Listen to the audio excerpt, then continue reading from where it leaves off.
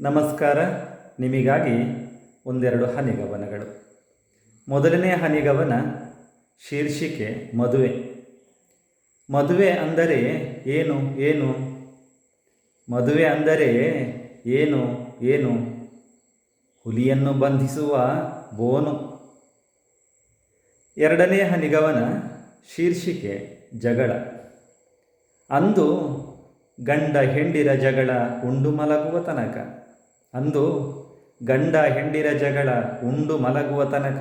ಇಂದು ಗಂಡ ಮಲಗುವ ತನಕ. ಮೂರನೆಯ ಹನಿಗವನ ಶೀರ್ಷಿಕೆ ವರ. ಮದುವೆ ಮಂಟಪದಲ್ಲಿ ವಧುವಿನೊಂದಿಗೆ ನಿಂತಿದ್ದಾನೆ ವರ. ಮದುವೆ ಮಂಟಪದಲ್ಲಿ ವಧುವಿನೊಂದಿಗೆ ನಿಂತಿದ್ದಾನೆ ವರ. ಮುಂದೆ ಸಹಿಸಬೇಕಲ್ಲ ಬವರ. ಈಗಲೇ ಒರೆಸುತ್ತಿದ್ದಾನೆ ಬೆವರ.